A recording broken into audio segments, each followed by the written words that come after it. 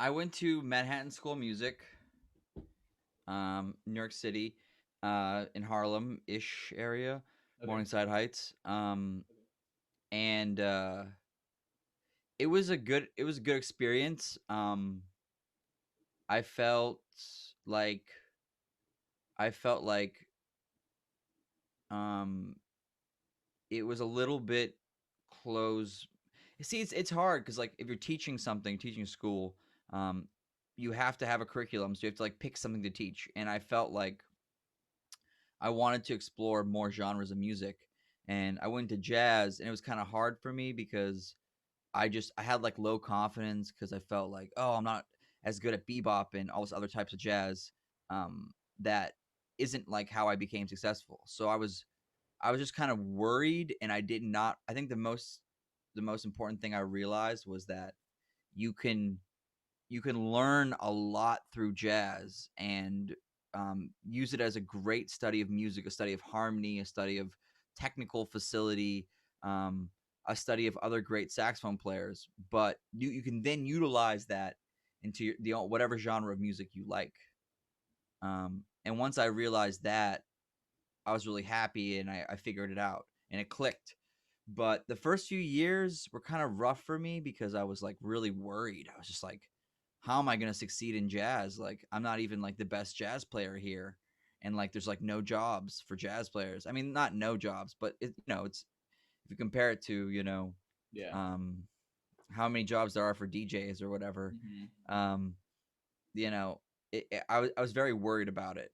Um, and then once I started kind of doing my own thing, I started feeling a lot more happy and fulfilled and confident. Yeah, that's cool. Yeah, thanks. And what did you do like straight out of college?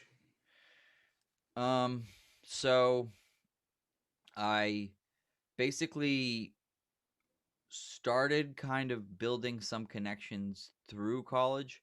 It helped a lot that I lived in New York City. Yeah.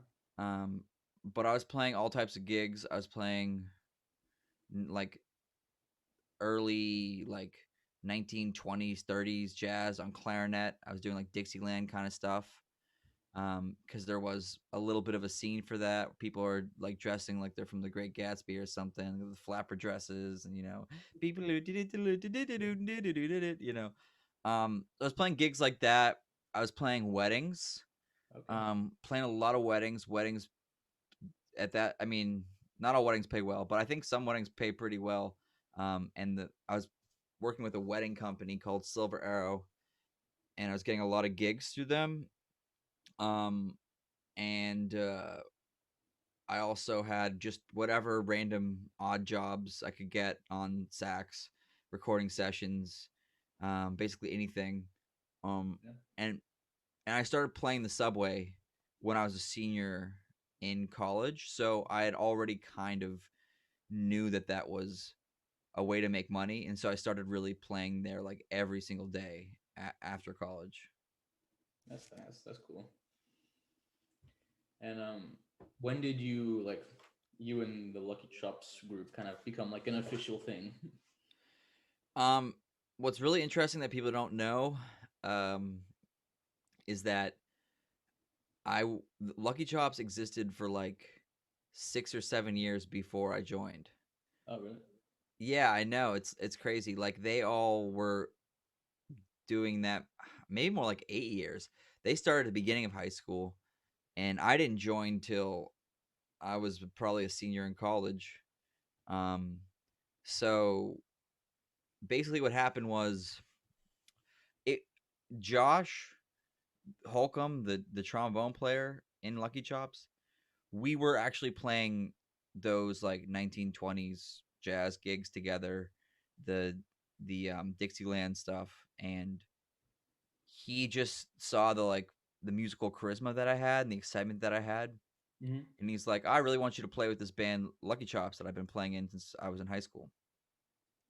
And so then I started playing with Lucky Chops, and we that was just really fun. And that's also something that I started doing during that time right after college. Um, and we started playing all types of gigs. So the very first Lucky Chops gig I ever did, I was we were playing on the top of a double decker bus without the roof, Okay. and we were playing it was a wine, drinking, I would say wine tasting, but they were definitely just drinking the wine. It's a wine drinking event. And so we went to a different like wine bar, and like I think like three or four boroughs, we like started in Queens, and like went to Manhattan, or went to, then Mhm. went to Brooklyn. um and actually it was slightly terrifying because the bus was moving very fast. None of us were wearing seatbelts. We were just running around playing, and the the signs, and bridges would like come up, and we'd have to like duck. So, and like the sousaphone player would have to like put his whole body down. So the reason I was started playing bass lines was because like the sousaphone player couldn't play sometimes. So I'd Yeah. have to like jump on the bass line because he would be like literally could not move because of the bus. So Funny. after that first gig, it was pretty much like, oh, this guy is pretty cool. Like he could play some gigs. Then for a while, it wasn't really like dead set that I was in the band for a while. I was just doing some gigs, and then we started like, we played a lot of gigs, but we didn't have any type of international notoriety or anything. And during that time, Too Many Zoos started playing the subway. Then we went viral. Then Josh saw that, and he was like, Lucky Chops has to start playing the subway. Hmm. Then when Lucky Chops started playing the subway, we got a permit and everything, and that was crazy. That used to be amazing. Like every day, there's like hundreds of people just giving us money and just playing over and over and over and over and over again. And then, some of those videos took off, and we started being able to sell more tickets and tour more, and then it just kind of went from there. That's awesome. Thanks. Yeah. I I saw Lucky Chops in Seattle like a year or two ago, but you weren't with the group at that time. But yeah, that's one of my favorite concerts to date. That's awesome. Yeah. What is your creative process like? Like, what? How do you get your inspiration to for your songs? Um, Sometimes, like it really depends. It really depends. Um, Sometimes I just have a feeling, and I just want to like portray that feeling. Sometimes like little like melodies just jump into my head, and I'm like, I have to go record this or write Yeah. this or play this.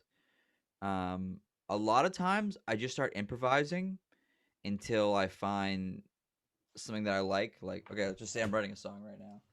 I'll just be like, I'll just start playing. I'll just start playing whatever I feel. I'm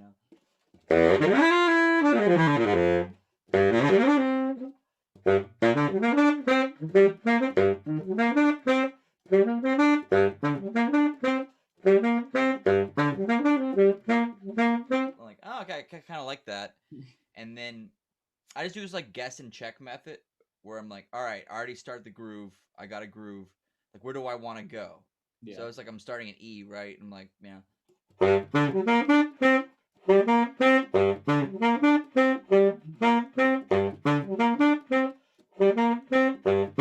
And then I'll be like, okay, cool. Maybe I'll try going to like the fifth, like the B.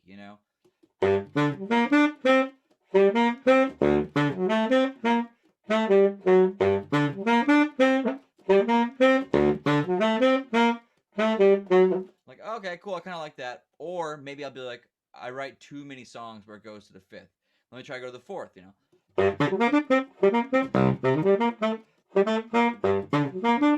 Like, okay, cool. I kind of like that. Um, and then I decide, okay, do I want to just go back and forth between these two things?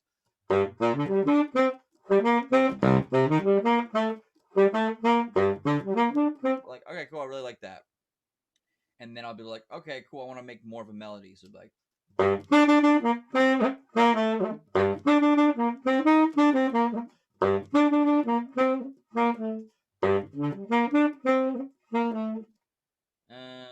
and then I'll just kind of keep going and be like, well, maybe I'll do like a walk down on the bass.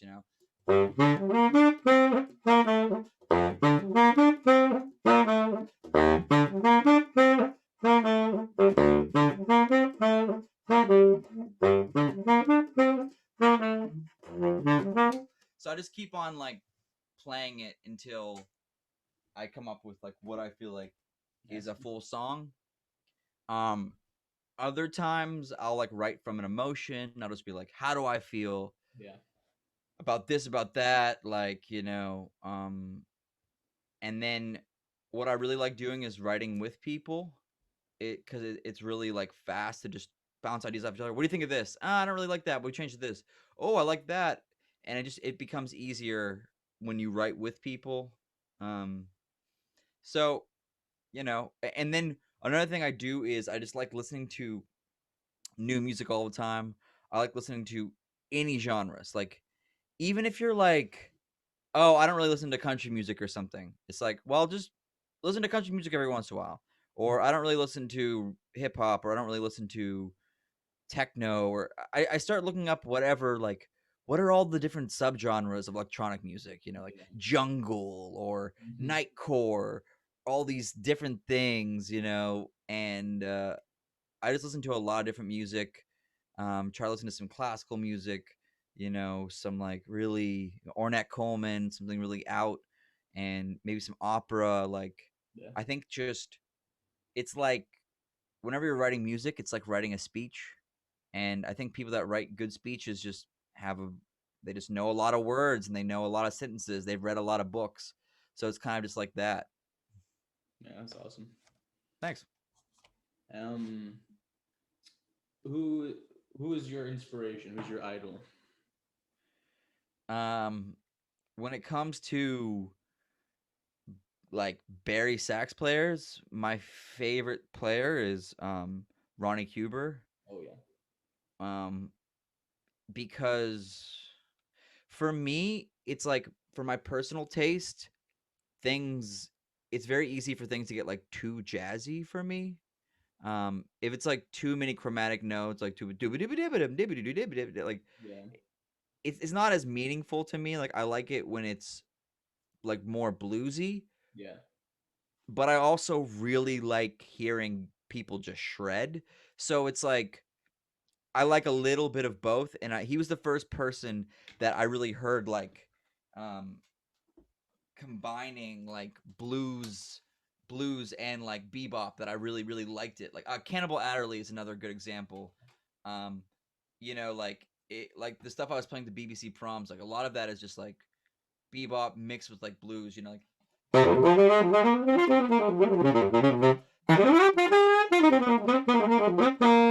it's like that like that one line is a bebop, a very beboppy line. And then the next line is a bluesy line. So it's like I love combining those like the bebop and like blues stuff uh together. And I would say like Ronnie Huber would be like the first person that I was like really listening to that I was like, man, he's doing that. Cannibal Adderley is another good example. Eddie Harris, go listen to some Eddie Harris, absolute legend. Just Okay. plays the most bluesy, grooving stuff.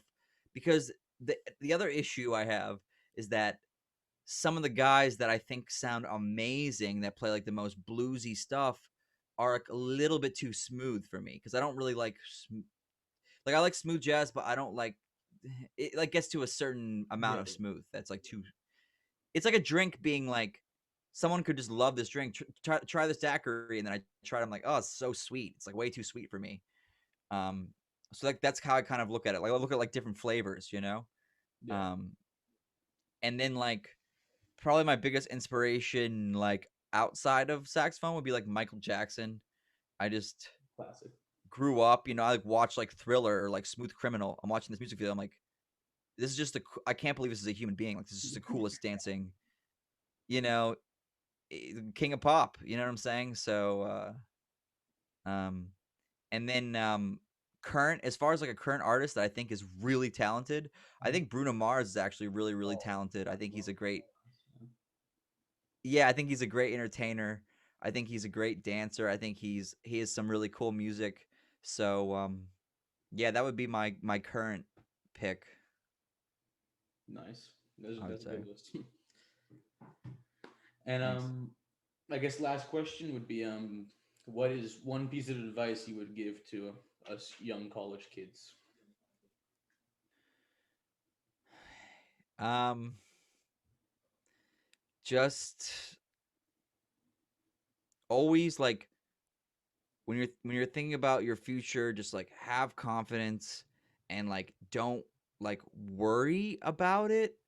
I feel like I wasted a lot of time in college just being like, I'll never be as good as this person. I'll never be able to do that. I'll never be able to do this. It's like just have fun, make the kind of music you want to make, write a lot of music. This is your last chance to be around so many great musicians that will do stuff for free.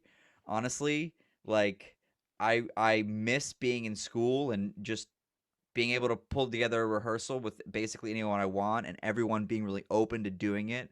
Um, just have fun, write music, feel free to explore the boundaries of whatever genre, and just don't listen to what anybody says about like if they think you're this or they think you're that or to this or that. Just well, it literally doesn't matter at all. Like, and remember that you're in this little bubble that is college, and so everyone's opinions might seem like, you know, you're not playing the right kind of stuff or you're not doing this right. It might not be the vibe, but that's just a tiny little bubble. There's billions of people in the world, and all you need to do is get 100,000 fans, and you're already like, gonna be able to support yourself and make your own type of music. So that little tiny bubble of people um, isn't important in the grand scheme of things. Awesome. I really like that. Does that make sense? Yeah, that's good. All right. Well, that was Cool. the last question. All right, cool. Yeah, I think that about wraps it up. I Yeah. really appreciate that. Thank you. Yeah. Thank you. I'll stop the recording.